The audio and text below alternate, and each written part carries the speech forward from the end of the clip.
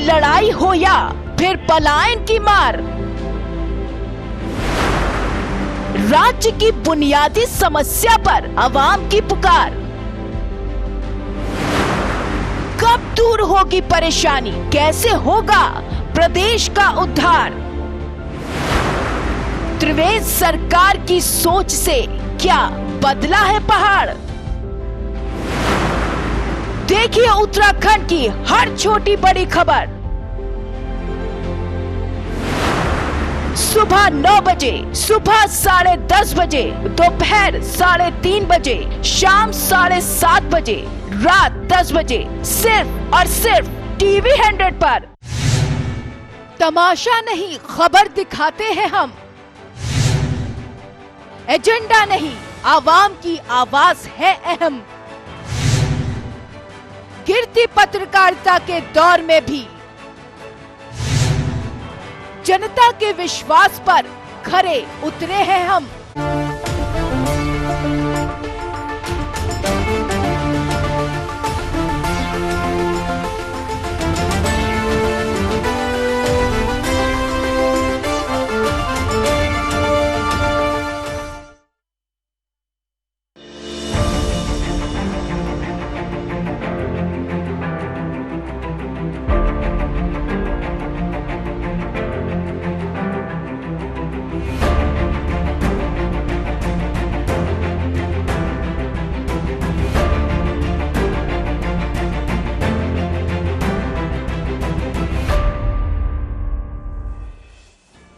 तो महाकुंभ पर महासियासत। नमस्कार, मैं तहसीन फातिमा। हमारा खास कार्यक्रम आप देख रहे हैं। कोरोना काल में आयोजित होने जा रहे हरिद्वार महाकुंभ 2021 की तारीख तय कर दी गई है। हर बार माह तक लगने वाला कुंभ मेला इस बार संक्रमण के खतरे को देखते हुए केवल 1 महीने के लिए आयोजित होगा। कोरोना की रोकथाम और केंद्र सरकार की गाइडलाइन को देखते हुए राज्य सरकार ने मेले की अवधि घटाने का फैसला लिया है। कुंभ मेले में आने वाले श्रद्धालुओं के लिए सरकार की ओर से विस्तृत गाइडलाइन पहले ही जारी की जा चुकी है। राज्य सरकार ने कुंभ मेले के लिए अब 1 अप्रैल से 30 अप्रैल तक की अवधि तय की है। तो वहीं मुख्य सचिव ओम प्रकाश की अध्यक्षता में हुई उच्च स्तरीय बैठक में यह निर्णय लिया गया है कि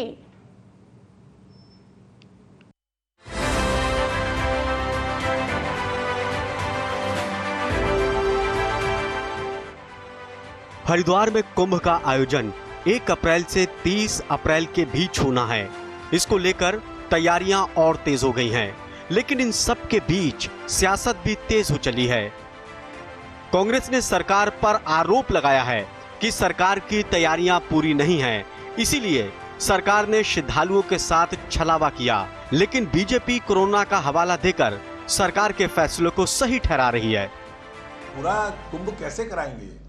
कुंभ तो जो अवधि उसकी थी उसको जिस तरह से कर्टेल किया गया, मैं समझता हूं कि हिंदू धर्म के ऊपर आदिकाल से, क्योंकि कुंभ अब से थोड़ी है, ये तो युगों युगों से चला आ रहा है कुंभ, और आज तक कभी ऐसा नहीं हुआ कि कुंभ की अवधि कम की हो।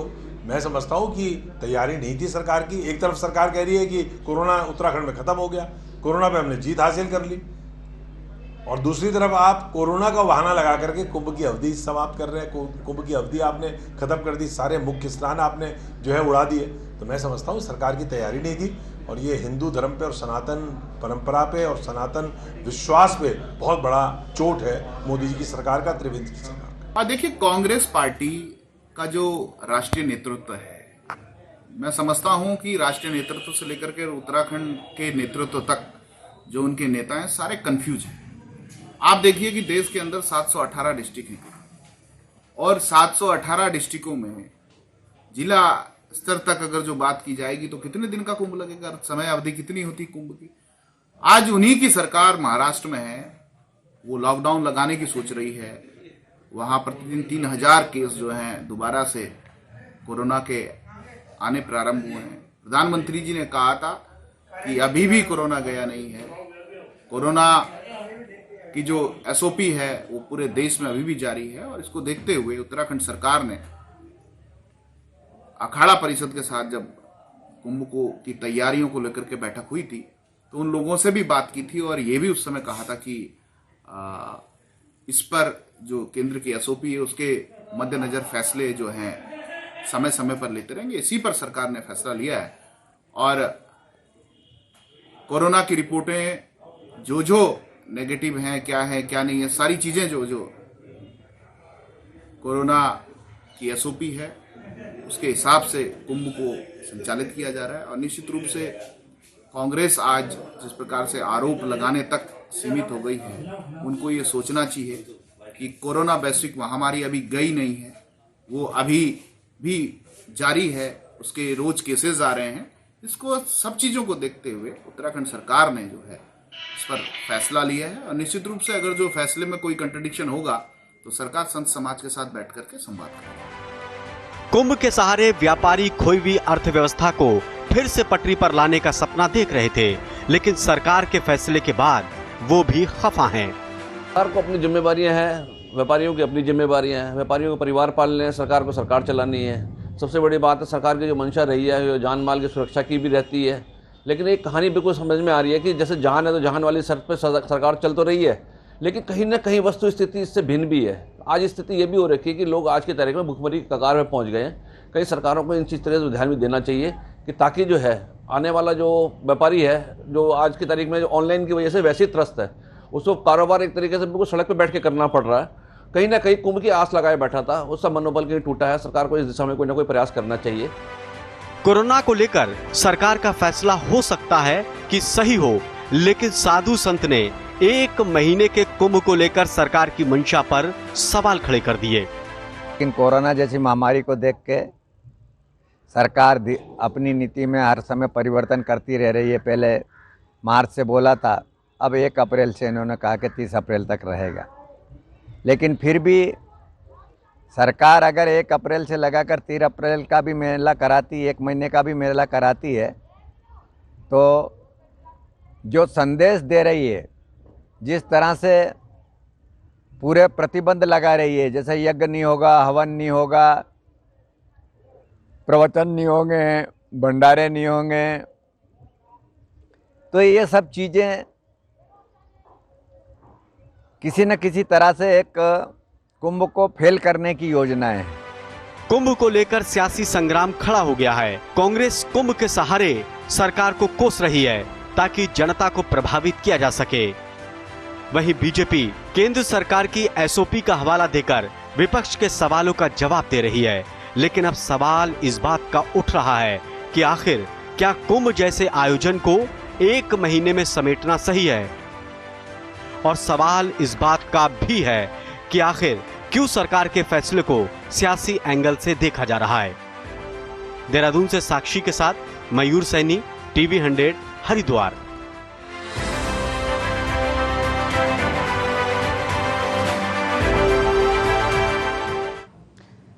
चलिए इस मुद्दे पर चर्चा करने के लिए खास मेहमान मेरे साथ है। सबसे पहले उनका तारीफ करा देती हूँ, फिर करती हूँ चर्चा की शुरुआत। मेरे साथ अंशुल श्री कुंज जी है, जो कि कांग्रेस के नेता। आपका स्वागत है टीवी 100 पर अंशुल जी।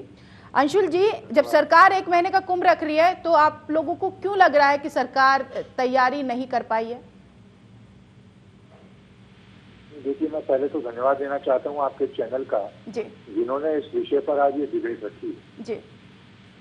शुक्रिया। आप हरिद्वार में ये बताइए, कुंभ का कौन सा वो काम है जो सरकार पूरा कर पाई? घाटों के काम अभी अधूरे हैं। जो टेंट कॉलोनी बनती है पुलिस और जो हेल्थ वर्कर्स होते हैं उनके लिए, वो अधूरी है। जो टेम्परेरी हॉस्पिटल बनता है वो तैयार नहीं है, मीडिया सेंटर तैयार नहीं है। तो सरकार ये कैसे कह सकती है कि केवल कुंभ को कोरोना की वजह से टाला जा रहा है? दूसरा सवाल मैं आपके माध्यम से पूछना चाहता हूँ, पूरे देश में कोरोना की वजह से ऐसा कौन सा काम है जो आज की तारीख में सरकार ने बंद किया हुआ है सिवाय कुंभ के? आप अजीब हालात पैदा कर रहे हैं हरिद्वार में। जनवरी में भंडारे हो सकते हैं, फरवरी में भंडारे हो सकते हैं, लेकिन अब अप्रैल में आपने कुंभ नोटिफाई कर दिया, अप्रैल में भंडारे नहीं होंगे। तो ये कौन सी कोरोना गाइडलाइन है? ऐसा कौन सा कोरोना है जो केवल कुंभ में आने वाले यात्रियों को ही प्रभावित करेगा, अन्य लोगों को नहीं करेगा? इलाहाबाद में प्रयाग स्नान हो सकती है, प्रयाग में माघ स्नान हो सकता है, बंगाल में चुनाव की तैयारी हो सकती है, राज्यों में चुनाव हो सकता है, चुनाव की नीतियां हो सकती हैं, लेकिन कुंभ के स्नान नहीं होंगे क्योंकि कोरोना का भय है। असल में सच्चाई ये है कि ये सरकार कुंभ को लेके जो तैयारी करनी थी उसको करने में पूरी तरह विफल रही है और उसको ढकने के लिए कोरोना एक बहाने के रूप में, एक आड़ के तौर पर इस्तेमाल कर रही है। लेकिन अंशुल जी, मेरा सवाल देखिए, ये इसके बाद यही निकल कर सामने आता अगर सरकार सारी चीज़ों को अनिवार्य कर देती, जो एसओपी का सहारा लेकर बोल रही है कि ये गाइडलाइन जो आई है इसको अनिवार्य करना जरूरी, अगर सारी चीज़ें सारी छूट दे देती तो क्या सरकार की वाहवाही होती?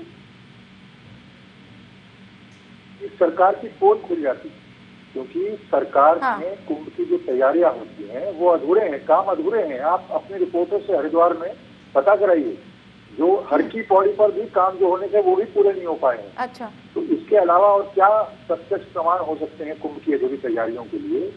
जो संतों के लिए महामंडलेश्वर नगर बनता है, शंकराचार्य नगर बनता है, उसकी कोई कहीं नामो निशान हरिद्वार में नहीं है। तो जो सरकार परंपराओं का, संतों का, गंगा भक्तों का सम्मान नहीं कर सकती, उसके लिए एक ही विकल्प बचता है कि वो कोरोना की आड़ लेके कुंभ को टालती रहे। लेकिन अब इस पर सियासत बड़ी देखी जा रही है। खैर, आपने देखा महामारी से जूझता हुआ देश, सिर्फ उत्तराखंड की हम बात नहीं करेंगे, चलिए एक राज्य पर अगर सियासत हो रही है तो उसकी बात कर लेते हैं। उत्तराखंड में भी महामारी देखी, अब आपदा आई, तो ऐसे में सरकार को भी थोड़ा वक्त मिलना चाहिए था तैयारी को लेकर। चलिए ठीक है, महामारी होती तो फिर उस पर होता कि चलिए महामारी तो गए तो काफी दिन हो गया, अभी भी है फिलहाल, तैयारी नहीं कर, हाल फिलहाल में आपदा भी आई है, सरकार पर भार नहीं पड़ गया है बहुत ज्यादा, नहीं लग रहा है आपको अंशुल जी? देखिए, सरकार की ये जिम्मेदारी है कि चाहे वो आपदा हो, चाहे कोई उत्सव हो, उनकी तैयारी करना। आपदा अगर आई थी तो पूरा उत्तराखंड, पूरा देश सरकार के साथ खड़ा था उससे जूझने के लिए। सरकार ने जो भी कदम उठाए वो जितने सफल हुए उनकी हर जगह तारीफ होगी, और जो कम से कम नुकसान हुआ है उन प्रयासों को, उन सब प्रयासों की सब सराहना भी करेंगे। लेकिन कुंभ को आयोजित कराना भी सरकार की जिम्मेदारी थी। बिल्कुल, कुंभ को केवल इस वजह से आप नहीं टाल सकते कि कोरोना का एक बहाना आप बना लेंगे।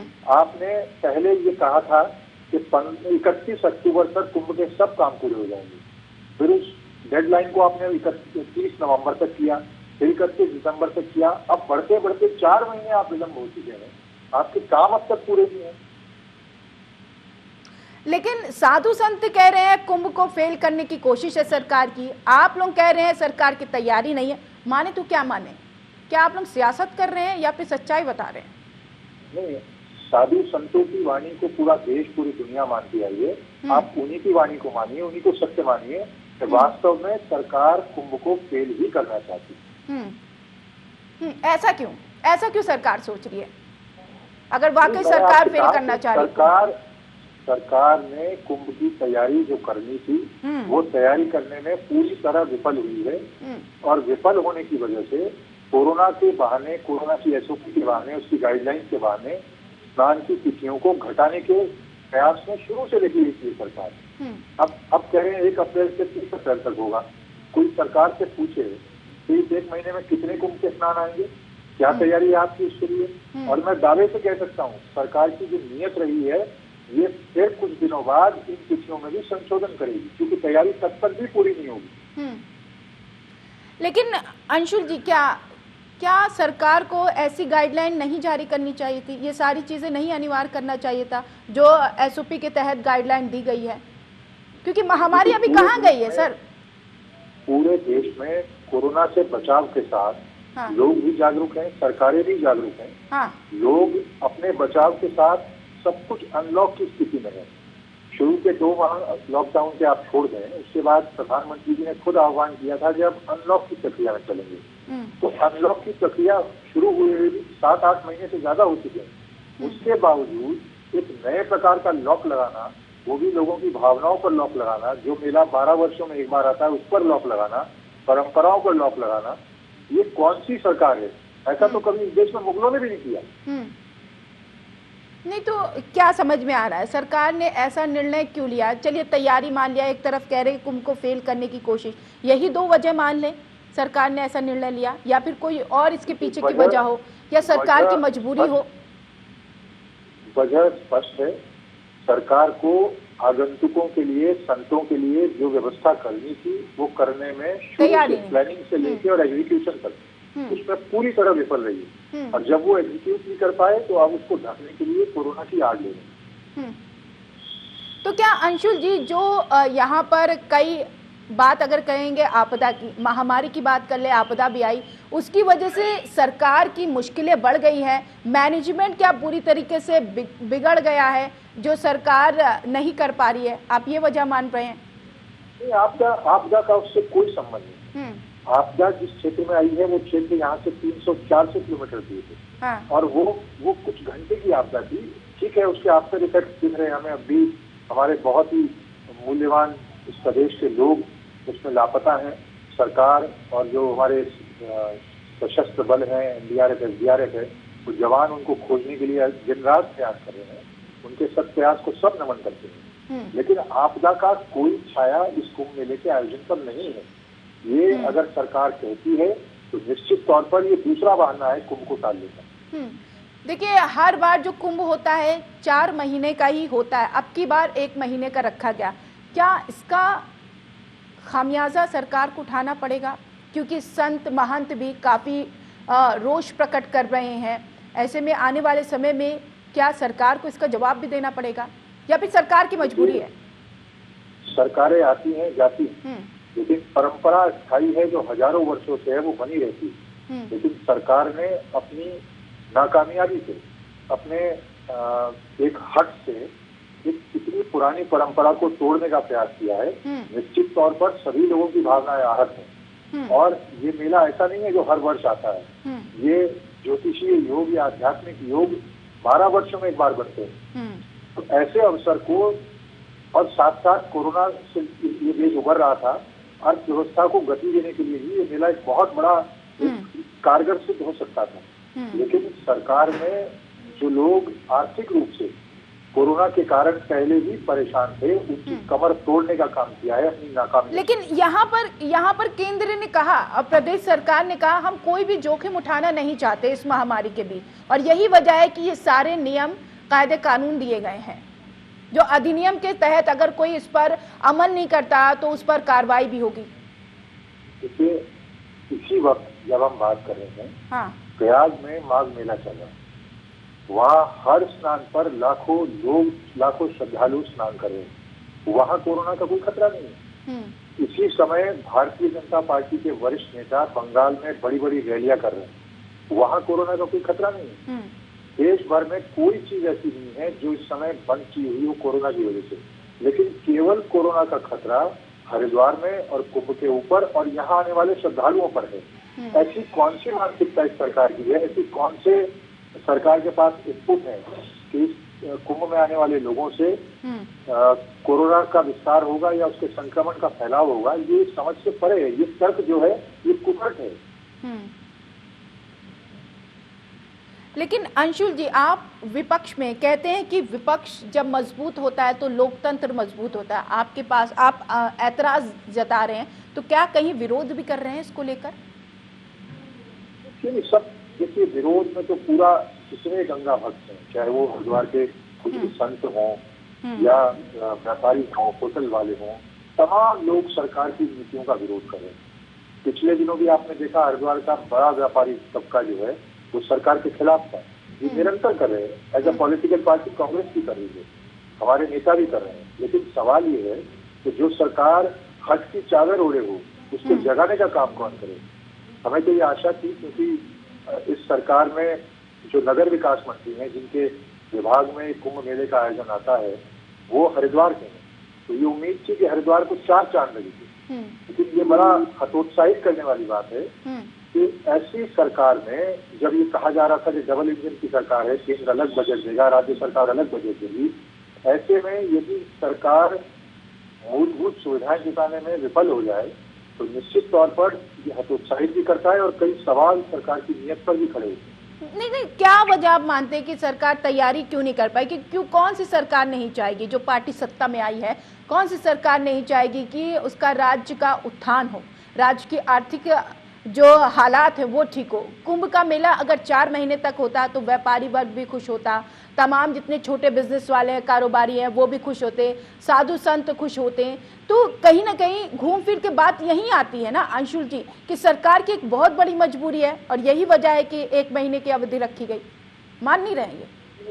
नहीं, देखिए मैंने आपसे कहा कि ये सरकार की जिम्मेदारी थी कि वो सबसे पहले कुंभ को लेके प्लानिंग करती। नहीं, सरकार की जिम्मेदारी महामारी को रोकने की थी कि कुंभ के मेले की तैयारी को थी? कुंभ की तैयारी तो महामारी से पहले शुरू होगी। हाँ। महामारी देश में आई पिछले वर्ष जनवरी के बाद, और कुंभ की तैयारी तो 2018-19 से चल रही है। शुरू से ही सरकार इस कुंभ को लेकर जो आयोजन होना था, जिस तरह का सरकार एक विश्व रिकॉर्ड बनाना चाहती थी, सबको एक उम्मीद जगी थी कि डबल इंजन की सरकार है, हो सकता है अद्भुत कुंभ हो, लेकिन वो दिव्य और भव्य कुंभ अब सिर्फ नारों में दिखाई दे रहा है। नहीं तो कैसा, देखिए मैंने बड़ा देखा उत्तराखंड में पिछले 3-4 महीने से विपक्ष बड़ा एक्टिव है। क्या आप लोगों ने तैयारी कुंभ के मेले को लेकर नहीं हो रही? जैसे सरकार दावा कर रही थी हम तैयार है, साधु संत के साथ बैठक भी कर रहे हैं, तमाम जो राशि है वो भी दिए जा रहे हैं ताकि कुंभ की व्यवस्था और मैनेजमेंट पूरी तरीके से चले। विपक्ष होने के नाते आपने कहां कहां पर खामियां और कमियां देखी और कहां कहां पर आपने आवाज बुलंद की? देखिए, सबसे पहली चीज ये हमेशा से हरिद्वार की अपेक्षा रहती है कि कुंभ और कुंभ मेले जब आते हैं तो यहाँ स्थायी प्रवृत्ति के निर्माण कार्य होने चाहिए, जिससे अन्य छोटे मेलों में भी उनका लाभ लिया जा सके। मैं आपको 2016 के अर्धकुंभ का बताता हूँ। 2016 का अर्धकुंभ था, हमारी सरकार थी, हरीश रावत जी की सरकार थी। यहाँ 4 स्थायी पुल हमारी सरकार ने देने का काम किया। उसके अलावा घाट बने, एक हिल बाईपास मार्ग का एक्सटेंशन हुआ। कई ऐसी चीजें हैं जो इस क्षेत्र को जिनकी आवश्यकता थी, उम्मीद थी कि 2021 के कुंभ से पहले वो चीजें तैयार हो जाएंगी, लेकिन सरकार ने अपने इस कुंभ की प्लानिंग के लिए उन चीजों को नजरअंदाज कर दिया। नहीं तो क्या समझ रहे हैं कि सरकार की तैयारी ना होने की वजह से जो राजस्व है, राजस्व की जो कमी है, उस खजाने की कमी की वजह से है, या फिर वाकई सरकार ने इंतजाम करना नहीं चाहा? ये तो सरकार को जवाब देना है कि उनको केंद्र सरकार से कितनी मदद मिल पाई, नहीं मिल पाई, क्या कारण रहे। और अगर कुंभ के आयोजन को सरकार आर्थिक कारणों से नहीं कर पा रही है तो मुझे नहीं लगता है कि सरकार को 1 सेकंड भी बने रहना चाहिए। जो सरकार अपने राज्य और राज्य के अतिथियों को, यहाँ के पूज्य संतों को यदि मूलभूत सुविधाएं नहीं दे पा रही है तो ऐसी सरकार को मुझे तो नहीं लगता उनको बने रहना चाहिए। नहीं तो कैसे आप विरोध करेंगे इसका, या फिर सिर्फ ऐतराज जताएंगे? नहीं, अंशुल जी नहीं चाहती, कांग्रेस नहीं चाहती कि इस महाकुंभ में कोरोना के जो प्रोटोकॉल है उसका पालन किया जाए, जो रिपोर्ट है वो रिपोर्ट दिखाई जाए, और जो तमाम यहाँ पर सख्ती है वो सख्ती नहीं की जाए, ये मान रही है? पहली बात तो ये है कि जो प्रयाग में माघ मेले का स्नान हो रहा है, तो क्या सरकार ये कहना चाहती है कि वो मेले का स्नान कोरोना प्रोटोकॉल को नजरअंदाज करके हो रहा है? क्या सरकार ये कहना चाहती है कि भारतीय जनता पार्टी के नेता जो बड़ी बड़ी रैलियां कर रहे हैं वो सब कोरोना प्रोटोकॉल को नजरअंदाज कर रहे हैं, अनदेखी कर रहे हैं? क्या सरकार ये कहना चाहती है? और दूसरी बात ये है, इस बात के लिए कौन ऐतराज कर सकता है कि सरकार सतर्क रहे, लोगों से अपील करे, उनको जागरूक करे, कोरोना से बचाव के उपाय उनको मानने के लिए प्रेरित करे। लेकिन होता क्या है, सरकार आज एक एसओपी जारी करती है कि स्नान होगा, उसमें रजिस्ट्रेशन होगा और कोरोना की जांच रिपोर्ट लानी पड़ेगी, और अगले ही दिन एक बयान आ जाता है कि उससे छूट दी जाती है। तो कौन सा नाटक ये सरकार कर रही है? एक दिन कोई नियम होते हैं, अगले दिन दूसरे नियम होते हैं। एक दिन मेले का दूसरा तिथियां तय होती हैं, दूसरे दिन वो तिथियां बदल जाती हैं। तो ये सवाल हैं जो सबके मन में है, जिनका जवाब सरकार को देना चाहिए कि वो कौन से कारण है जो सरकार तैयारी नहीं कर पाई, और अगर आर्थिक कारण है जिसकी वजह से सरकार तैयारी करने में विफल रही है तो निश्चित तौर पर ऐसी सरकार को बिल्कुल नहीं बने रहना चाहिए जो लोगों को मूलभूत सुविधाएं भी न दे पाए। चलिए, सरकार आज सुविधा में है और यही वजह है कि 1 महीने का कुंभ रखा, उसमें भी तमाम सख्तियां भी यहाँ पर रखी गई। लेकिन आपने जैसे कि कहा अंशुल जी, व्यापारी हैं और तमाम जो छोटे कारोबारी हैं उनको अब वो फायदा नहीं मिल पाएगा जो फायदा ढूंढ रहे थे कुंभ में। हालांकि महामारी ने कमर तोड़ दी। अब देखिए ये कुंभ जो एक आस थी, एक सहारा था, वो उसमें भी सरकार ने बहुत छोटी अवधि कर दी। तो किस तरीके का भार पड़ने वाला व्यापारियों पर जो एक आस देख रहे थे कुंभ के मेले से? देखिए, हरिद्वार एक यहाँ धार्मिक स्थल है, यहाँ दुनिया भर के श्रद्धालु आते हैं। उन्हीं पर यहाँ की पूरी अर्थव्यवस्था टिकी है, चाहे छोटा दुकानदार हो, मध्यम वर्गीय व्यापारी हो, होटल चलाने वाले लोग हों या होटल को लीज पर लेके चलाने वाले लोग हों, टूर ऑपरेटर हों, तमाम लोगों के लिए एक धार्मिक अर्थव्यवस्था यहाँ बनी हुई है। और कुंभ जैसे अवसर, कुंभ जैसे मेले उसको बहुत गति प्रदान करते हैं। लोग उसकी तैयारियां करते हैं, अपने होटलों को रेनोवेट कराते हैं।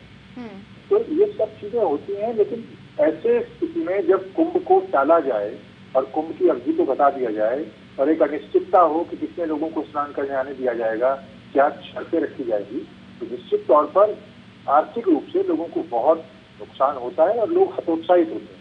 क्या सरकार के राजस्व को भी नुकसान होगा? निश्चित तौर पर ये दोनों एक दूसरे के पूरक हैं। अगर लोगों की आमदनी होगी, लोगों का व्यापार चलेगा तो ही सरकार को राजस्व मिलेगा। अगर लोगों को नुकसान है तो सरकार को तो स्वतः नुकसान है।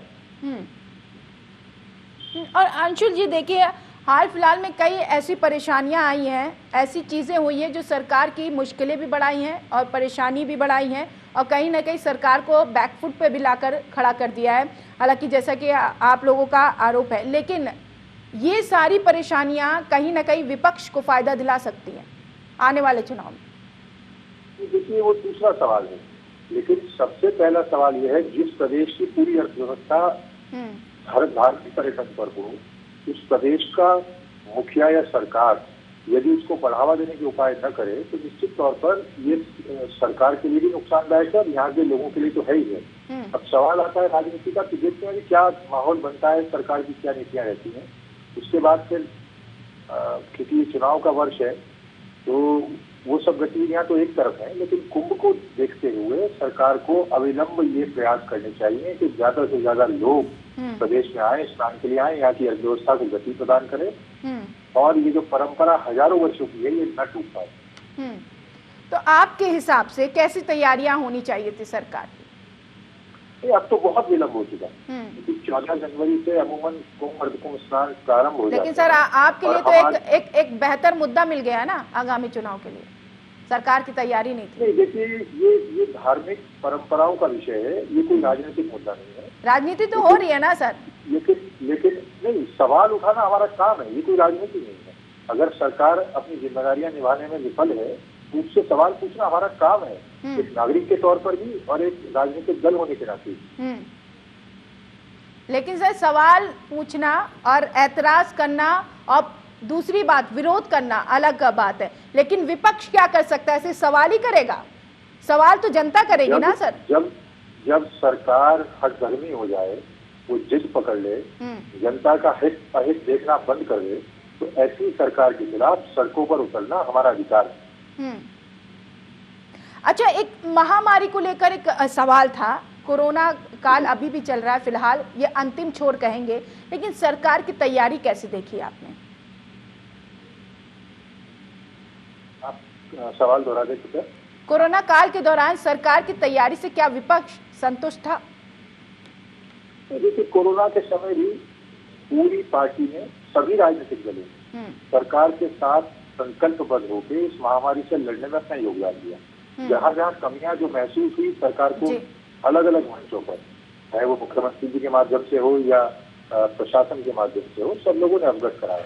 कुछ सुझाव माने गए, कुछ नहीं माने गए, लेकिन कोरोना जैसी महामारी में पूरा देश एकजुट था और ऐसी स्थितियों के लिए एकजुट रहेगा। लेकिन सरकार की भी ये जिम्मेदारी है, उसको बड़प्पन दिखाते हुए बिल्कुल उन सुझावों को मानना चाहिए जो प्रदेश के और देश के हित में। चलिए, वक्त मेरे पास इतना ही सर, बहुत शुक्रिया, आपने कीमती वक्त दिया।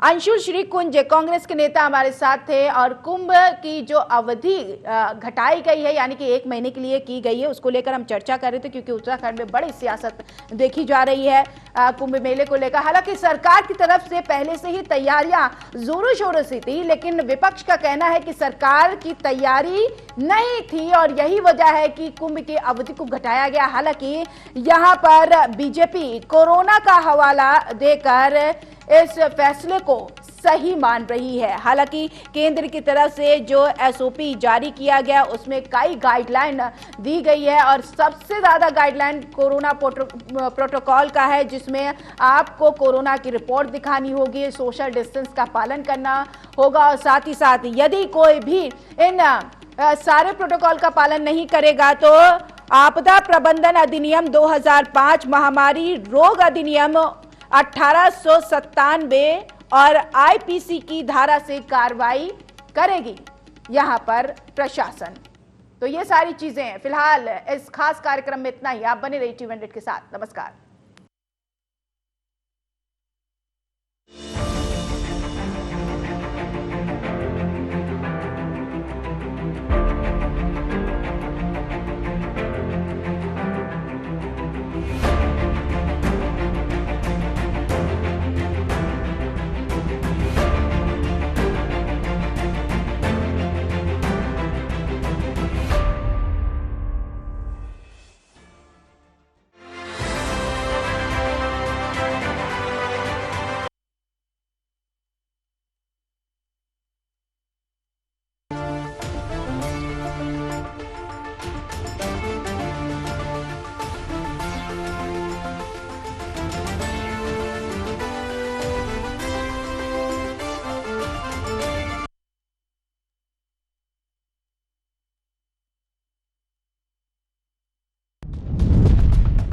कम वक्त में ज्यादा खबरें हो समझना, अपने शहर की हर हलचल हो जानना, बुनियादी मुद्दों से लेकर देश विदेश तक,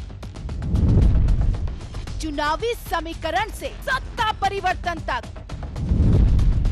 देखिए खबरें अंदाज से फटाफट। दोपहर 1 बजे, शाम 5 बजे, रात 8 बजे, सिर्फ टीवी100 पर। मंजिल से भटके न्यूज चैनल, सारा अली खान, रिया और दीपिका पर अटकी सबकी सुई। गॉसिप नहीं, खबर दिखाते हैं हम। सबसे तेज और निष्पक्ष है हमारी नजर। सियासी दलों को ना बिका ना झुका आपका टीवी100। टीवी100 आपकी आवाज। एजेंडा नहीं, आवाम की दिक्कतें दिखाते हैं हम। देश का जवान और किसान ड्रग्स मंडली से है अहम। भटकती पत्रकारिता में निष्पक्ष न्यूज की तलाश। ऐसे